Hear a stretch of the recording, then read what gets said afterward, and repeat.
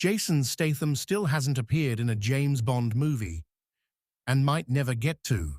So Mechanic, Resurrection is the closest thing to a Bond film starring Statham.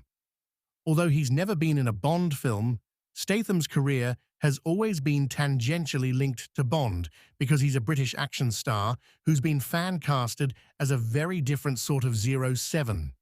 Lock, Stock, and Two Smoking Barrels proved he could play a gritty, Timothy Dalton-style Bond, while the Meg films have proven he could play a goofy, tongue-in-cheek, Roger Moore-style Bond. Statham has expressed interest in making a Bond film. He even said he's been WhatsApping Barbara Broccoli to try to get the opportunity to appear in the franchise. But so far, nothing has come of it.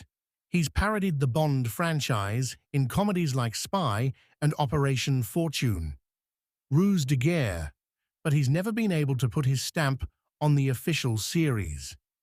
Until Broccoli replies to Statham's messages, Mechanic, Resurrection is likely the closest he'll get to making a Bond movie. After the success of Statham's remake of the 70s Charles Bronson thriller The Mechanic, he was brought back to reprise his role as international hitman Arthur Bishop in a sequel, Mechanic, Resurrection, in 2016. The sequel follows on from Bishop faking his death at the end of the first film. His arch-nemesis kidnaps the love of his life in order to force him into carrying out 3 near-impossible assassinations across the globe and making them look like accidents. Unlike the first film, which was a more or less grounded thriller, Mechanic, Resurrection is a big, Bond-style, globe-trotting action-adventure about a trained killer traveling the world on a dangerous mission.